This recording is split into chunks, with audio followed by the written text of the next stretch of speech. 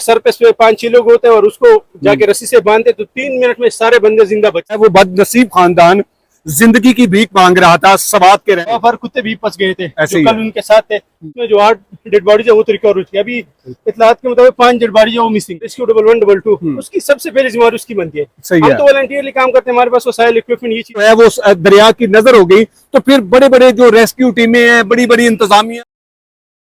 अस्सलाम वालेकुम नाज़रीन, मैं हूं एडी मलिक और इस वक्त मैं वादी सवात में मौजूद हूं और उसी खूनखार दरिया के किनारे पर मैं खड़ा हूं जहां कल इंतहाई अफसोसनाक वाकया पेश आया और इस अफसोसनाक हादसे ने हर आंख इस हादसे को देखकर अश्कबार है। लेकिन इस हादसे ने बड़े बड़े पोल खोल के रख दिए हैं। इस हादसे ने ना सिर्फ इंतजामिया का पोल खोला है बल्कि इंसानियत के शर्मनाक अमल की भी जो है वो अक्कासी कर दी है। आप मेरे पीछे अकब में देख सकते हैं कि ये वही मुकाम है। अब तो पानी जो है वो काफी हद तक जो है वो कम हो चुका है। वो फैमिली, वो बदकिस्मत फैमिली जब डस्का से वो चली और अगली सुबह जब इस मुकाम पर पहुंची, नाश्ता किया और फिर उन्होंने यहां पर कुछ वीडियोस, कुछ अक्स बंद करने के लिए इस दरिया के अंदर आए, क्योंकि दरिया के बारे में ये बताया जा रहा था कि ये दरिया बिल्कुल खुश्क था और इसका जो पानी था वो दूसरी तरफ से चल रहा था। लेकिन उनको नहीं पता था कि अचानक से एक रैला आएगा और इस रैले की नजर हम हो जाएंगे। यहां पर कुछ रेस्क्यू एहलकार भी ऑपरेशन कर रहे हैं, क्योंकि मरने वाले जो 10 अफराद हैं उनके 8 अफराद की जो मैयतें हैं, जो लाशें हैं, वो ढूंढकर उनके हवाले कर दी गई हैं। लेकिन अभी भी 2 उनके मासूम बच्चों की जो मैयतें हैं, जो लाशें हैं, अभी भी उनके तलाश करने के लिए जो रेस्क्यू एहलकार हैं वो सर तोड़ कोशिश कर रहे हैं। क्या कहना चाहते हैं, क्या किस तरह से ये हादसा हुआ, यहाँ कुछ लोगों से हम बात करते हैं और उनसे आपकी मुलाकात करवाते हैं। हमारे साथ रहिएगा। नाज़रीन, ये आप देख सकते हैं कि अभी भी जो रेस्क्यू के एहलकार हैं वो 2 उन मासूम बच्चों की जो मैयतें हैं, लाशें जो अभी तक नहीं मिली, उनको तलाश करने के लिए किस तरह से ये लोग जो हैं वो ऑपरेशन इनका जो है इनकी तरफ से जारी है। और ये वो अफसोसनाक दरिया था जिस दरिया ने तकरीबन 10 अफराद को मौत के घाट उतार दिया। वो बदकिस्मत फैमिली जब डस्का से यहाँ सवात के लिए घूमने फिरने के लिए आई थी तो इस मुकाम पर जो, अगर आपको मेरा कैमरामैन दिखाए कि वो जो कुछ दरख्त आपको नजर आ रहे होंगे, जो बड़ी जो वाजिया तौर पर जो तस्वीर वायरल हुई थी, और उस तस्वीर में आप देख सकते थे कि वो खानदान किस तरह से मदद के लिए लोगों को पुकार रहा था। वो खानदान किस तरह से इमदाद का मुंतजर था कि इन बेरहम लहरों ने ना तो ये देखा कि इस खानदान के साथ मासूम बच्चे हैं, ना उन्होंने देखा कि किसी की ममता उजड़ रही है और कोई बाप अपने बच्चों को सीने के साथ लगाकर चिखो पुकार कर रहा है कि कोई हमारी मदद के लिए आए।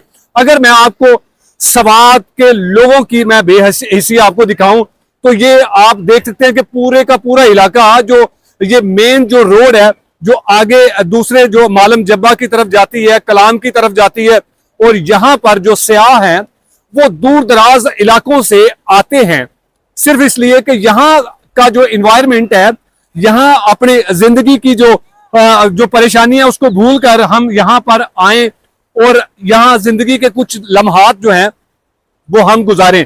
यहाँ जब हम पहुंचे तो हमें लोगों ने बताया कि ये जो दरिया जो इस वक्त खूनखार बना हुआ है और इस दरिया से जो बहता हुआ पानी है वो यकीन करें इस कदर खौफनाक किस्म की आवाजें हैं। और ये आप जो पत्थर आपको नजर आ रहे हैं, ये वो पत्थर हैं कि जो किसी भी इंसान को अगर तेज रफ्तार पानी में वो बह जाता है तो ये पत्थर उसको ये नहीं देखेंगे कि कोई इंसान इनके साथ टकरा रहा है, तो ये पत्थर जो है वो किसी खूनखार जो होते हथियार होते हैं उससे कम नहीं होंगे। ये हमारे जो नौजवान हैं, इस तरह के जो नौजवान है वो उन 2 मैयतों को ढूंढने की कोशिश कर रहे हैं।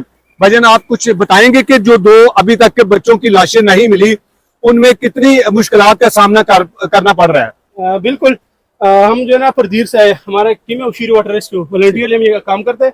कल जो साना यहाँ पर पेश आया था उसमें जो 8 डेड बॉडीज है वो तो रिकवर हो चुकी है। अभी इत्तलात के मुताबिक 5 डेड बॉडीज है वो मिसिंग है। तो अभी 5 मिसिंग है? 5 मिसिंग है, क्योंकि लोकल 2 भी बंदे उनके साथ थे सवात डिस्ट्रिक्ट के। तो उसी सिलसिले में भी हमने 0 पॉइंट से शुरू किया। आप लोगों ने देखा 2 वहां पर कुत्ते भी फंस गए थे जो कल उनके साथ थे।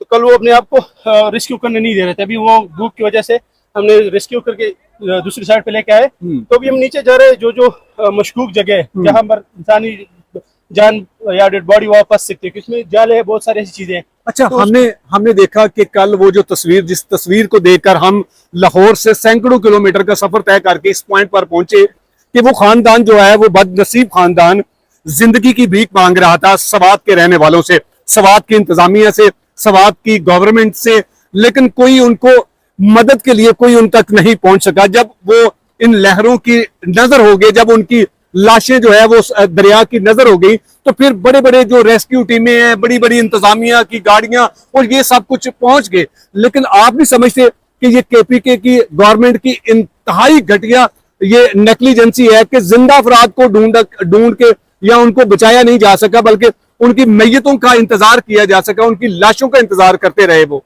बिल्कुल, इस बात पे हम पूरी केपीके की जो हमें वो जो फैमिली है वो हमारे पाकिस्तान की है कि और उसके दुख दर्द में हम बिल्कुल शरीक है। और हम अपने गवर्नमेंट जो हमारी सूबाई गवर्नमेंट से भी बड़ा शिकवा है लोगों का। हाँ। अभी सवात के लोग सारे एहतजाज पे, रोड वगैरह ब्लॉक किए हुए, कल भी लोगों ने एहतजाज किया।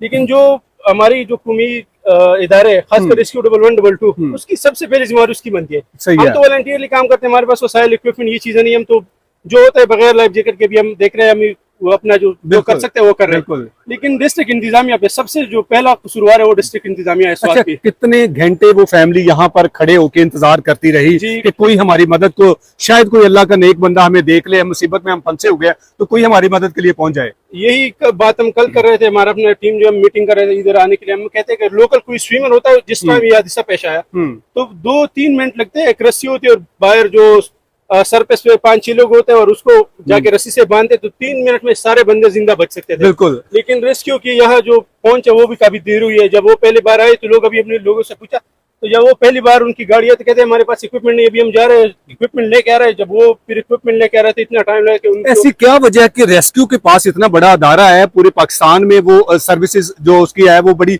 अप्रिशिएटिव होती है, लेकिन इस साने के लिए वो बर वक्त पहुंच ही नहीं सके, उनके पास इक्विपमेंट नहीं था? क्या वजह थी? क्या गवर्नमेंट इनको प्रोवाइड ही नहीं करती, या फिर गवर्नमेंट चाहती थी कि ये लोग जो फंसे हुए हैं जब तक ये मरेंगे नहीं तब तक हम कुछ नहीं करेंगे?